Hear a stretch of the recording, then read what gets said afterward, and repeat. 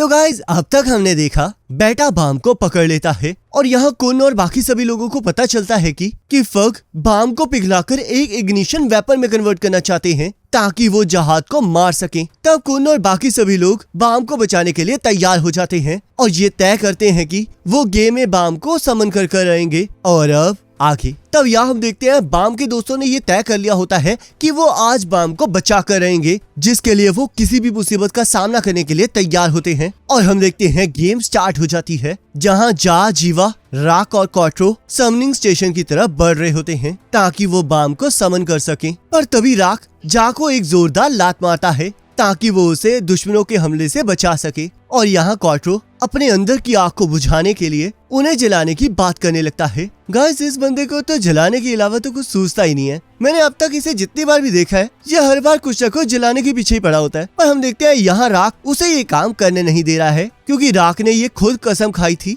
कि वो इन दुश्मनों को सबक सिखा कर रहेगा, जिस वजह से जा क्वाट्रो को लेकर वहाँ से चला जाता है और जीवा और राक लड़ने के लिए तैयार हो जाते हैं। तब यहाँ हम देखते हैं एक छतरी वाला दुश्मन जा और क्वाट्रो के रास्ते में आ जाता है और राक उस पर हमला कर देता है। पर उसकी छतरी इतनी ताकतवर होती है कि वो राक को उठाकर पटक देता है। तब जीवा भी अपने दुश्मन पर हमला कर देती है और हम देखते हैं पहली बार उसका निशाना बिल्कुल सही जगह पर लगता है। पर बेचारी की किस्मत ही खराब होती है क्योंकि उसका दुश्मन एक ऐसा पर्सन होता है जो कि फायर को निगल सकता है। और हम देखते हैं कि वो बिना डकार मारे जीवा की सारी आग को चूस जाता है। तब वो छतरी वाला ओपोनेंट भी जीवा को नीचे गिरा देता है। पर हमारे राक भाई साहब से ये देखा नहीं जाता और वो वापस से अपने असली रूप में आकर उस अम्ब्रेला वाले बंदे को एक जोरदार मुक्का मारता है। गाइस मजा तो अब आने वाला है क्योंकि राक अब खुले सांड की तरह इन लोगों को धोने वाला है। अब तो मुझे लगता है कि ये शायद ऊपर वाले से दुआ करेंगे कि वो इन्हें बचा ले। तब हम देखते हैं बेटा फग के एक मेंबर डेविल बोन से मिलता है जो कि उसके लिए मैगिना नाम का एक रेगुलर प्लेयर लाया होता है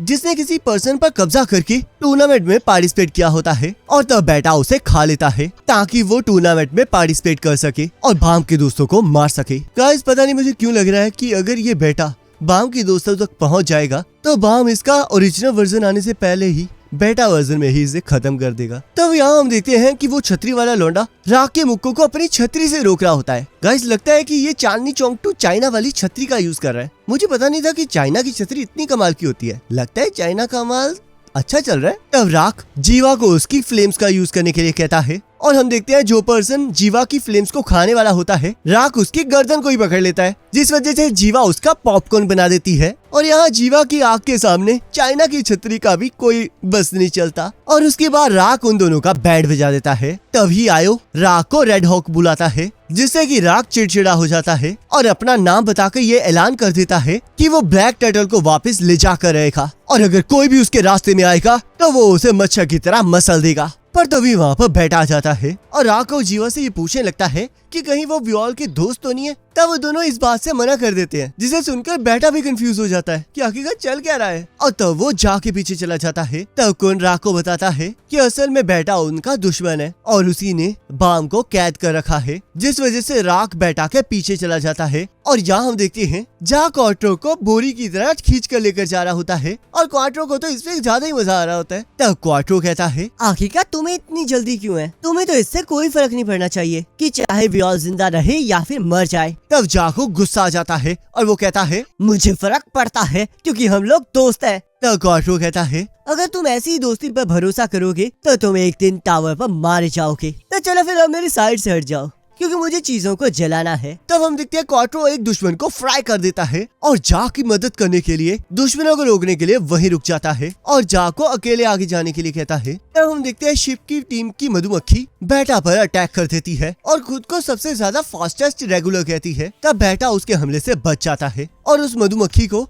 स्पीड का मुकाबला करने के लिए चैलेंज करता है, जहां हम देखते हैं बेटा अपने इग्निशन वेपन को यूज करके वेस्पा को स्पीड में हरा देता है और उस पर हमला करने से पहले ही राक बीच में आ जाता है। तब बेटा को समझ में आ जाता है कि बाम की टीम वाले उसे समन करने की कोशिश कर रहे हैं और यहाँ हम देखते हैं बाम अफसोस मना रहा होता है क्योंकि इतनी पावरफुल होने के बावजूद भी वो खुद को वहाँ से आजाद ही नहीं करवा पा रहा। पर बाम अपने दोस्तों का सोचकर वहाँ से आजाद होने की कोशिश करने लगता है और अचानक से उसे कुछ फील होता है। तब यहाँ यूटो रेफ्लेजो से मिलने आ जाती है और हमें पता चलता है कि रेफ्लेजो वियोल को पिघलाकर जो वेपन बनाने वाला है वो उस वेपन को कारका को देने वाला है। गाइस अगर आपको कारका याद नहीं है तो मैं आपको बता दूं कि वो भी एक स्लेयर कैंडिडेट है, जिसे हमने तब देखा था जब कांग को ये पता चल गया था कि बाम के पास इग्निशन वेपन है। पर यहाँ हम देखते हैं कि यूटो को ये आइडिया बिल्कुल पसंद नहीं आता, क्योंकि वो कराका को गॉड बना हुआ नहीं देख सकती। और हमें पता चलता है कि यूटो और कोई नहीं रियून होती है, जिसने बाम को अभी तक गाइड किया होता है। और वो रेफ्लेजो को बताती है कि बाम के अंदर जो रेड थ्रोन है उससे वो एंड्रयू थ्रोन को हासिल कर सकता है। और अब उन बेवकूफों ने खुद ही अपने पैरों पर कुल्हाड़ी मार ली है, क्योंकि बाम को उन्होंने थ्रोन के पास खुद ही पहुंचा दिया है। तो यहाँ हम देखते हैं बाम के अंदर का इग्निशन वेपन एंड्रयू थ्रोन के साथ रिएक्ट करने लगता है और बाम के अंदर से एक टाइटन निकलकर उस थ्रोन को पकड़ लेता है। तब रेफ्लेजो रियोन को मारने के लिए कहता है, पर वो बचकर भाग जाती है, जिस वजह से रेफ्लेजो पागल कुत्ते को बुलाने के लिए कहता है।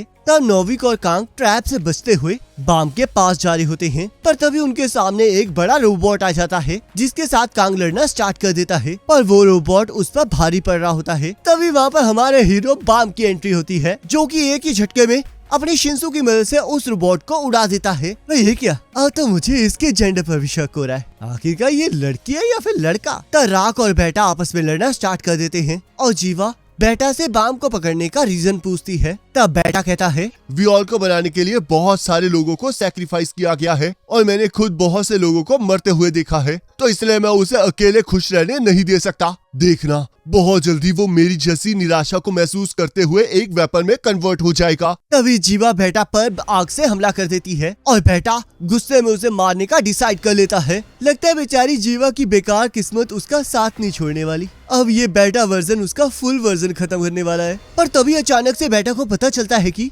वियोल और थॉन दोनों ही गायब हो चुके हैं, जिस वजह से वो थोड़ा पगला जाता है और वहाँ से उड़ जाता है। तब यहाँ हम देखते हैं वियोल की साइड में एंड्रयू थ्रोन कांग के इग्निशन वेपन की तरह उड़ रहा होता है और रियोन उन्हें बताती है कि ये थॉन इसलिए ऐसा है क्योंकि वो अभी तक पूरी तरह से जागा नहीं है। तब बाम को पता चलता है कि रियोन को शुरू से ही सब कुछ पता था कि बाम के साथ क्या होने वाला है और रियोन को अब थोड़ा सा विश्वास हो गया है कि बाम अब उसके गॉड बनने के लायक है। पर बाम उसका गॉड बनने से मना कर देता है और अपने दोस्तों के पास जाने लगता है। पर रियोन उसे उनके पास जाने से मना करती है, क्योंकि अगर बाम उनके पास जाएगा तो वो लोग खतरे में पड़ जाएंगे। पर हम देखते हैं इस बार बाम ने ये कसम खा ली होती है कि वो अपने दोस्तों के पास जाकर रहेगा और अब कोई भी माइका लाल उसे नहीं रोक सकता। तब यहाँ हॉर्न ने एक सांप वाली लड़की पर नजर रखी हुई होती है, जिसने फक के साथ मिलकर बाम के दोस्तों को मारने की कोशिश की होती है और यहाँ कुन ने उसे मारने का प्लान बनाया होता है, जिसके बाद वो लोग वियोल को समन करने वाले होते हैं और कुन सभी को उन सभी चीजों को बंद करने के लिए कह देता है, जिससे कि वो ट्रेस हो सकते हैं। गाइस, कुन भी ये डिसाइड कर चुका है कि वो इस बार किसी भी कीमत पर बाम को हासिल करके ही रहेगा। इन दोनों के बीच का प्यार देखकर तो मेरी आंखों में आंसू आने लग गए हैं। थोड़ा ज्यादा नहीं हो गया? पर ठीक है। तब यहाँ हम देखते हैं माई अपने कुत्तों के साथ वियोल को रोकने आ जाती है और उनके साथ वो पागल कुत्ता भी होता है, जिसे देखकर रियोन बाम को उसके साथ लड़ने से मना करती है। तब कांग और नोविक वियोल का रास्ता साफ करने लगते हैं और रियोन और वियोल आगे बढ़ने लगते हैं। पर तभी उनके रास्ते में फिर से एक रोबोट आ जाता है, जिसे बाम थॉन और अपने शिंसू की पावर से उड़ा देता है। गाइस, लगता है बाम अब कुछ ज्यादा ही ताकतवर हो चुका है। गाइस, एक बार इमेजिन करके देखो कि अगर इसने इस थॉन को इसके ओरिजिनल रूप में हासिल कर लिया तो ये आखिरकार किस किस की बैंड बजाने वाला है। तभी मैं उनके रास्ते में आ जाती है, क्योंकि उसे ये एहसास हो जाता है कि बाम अभी थॉन को अच्छे से यूज नहीं कर पा रहा है और अभी भी उनके पास उस थॉन को हासिल करने का रास्ता है। और तब मैड डॉग भी उनसे लड़ने आ जाता है, पर रियोन बाम को अपने दोस्तों की कसम देकर वहाँ से जाने के लिए कहती है, जिस वजह से बाम वहाँ से उड़ जाता है। और हम देखते हैं फक के मेंबर्स को ये पता होता है कि बाम के दोस्त उसे समन करने वाले हैं, जिस वजह से वो समन करने वाले स्प्रिंग को तोड़ देते हैं। पर गाइस, जब तक कुन बाम की साइड है तब तक कौन माइका लाल उसे हाथ लगा सकता है? यहाँ पर तो हमारा कुन CID से भी ज्यादा तेज है, क्योंकि उसे पहले से ही पता है कि फक क्या क्या कर सकता है, जिस वजह से उसने जा को आइटम को समन करने वाली स्प्रिंग के पास भेजा होता है, क्योंकि इस टाइम बाम एक ह्यूमन होने के साथ साथ एक आइटम भी है। आइटम वाली आइटम नहीं, आइटम वाली आइटम, मतलब आइटम नॉट आइटम। तब जा उस स्प्रिंग के पास पहुंच जाता है, जहां बाम उसके साथ कांटेक्ट करता है। तब हम देखते हैं कुन और जा उसे देखकर बहुत ज्यादा खुश हो जाते हैं और जा वियोल को बताता है कि जब वो उस स्नेक वुमन को पकड़ लेंगे तब वो बाम को वापस समन कर लेंगे। पर तभी हम देखते हैं कि बेटा जा के आर पार अपना हाथ कर देता है। गाइस, अब तो पानी सिर के ऊपर जा चुका है। अब बाम इस बेटा का बेटा वर्जन जरूर खत्म कर देगा, पर अब हमें अगले हफ्ते का फिर से इंतजार करना पड़ेगा। अब गाइस इसी के साथ ये एपिसोड यहीं खत्म हो जाता है। नेक्स्ट एपिसोड का लिंक आपकी स्क्रीन पर आ रहा होगा, उस पर क्लिक करके अगले एपिसोड को देख सकते हैं।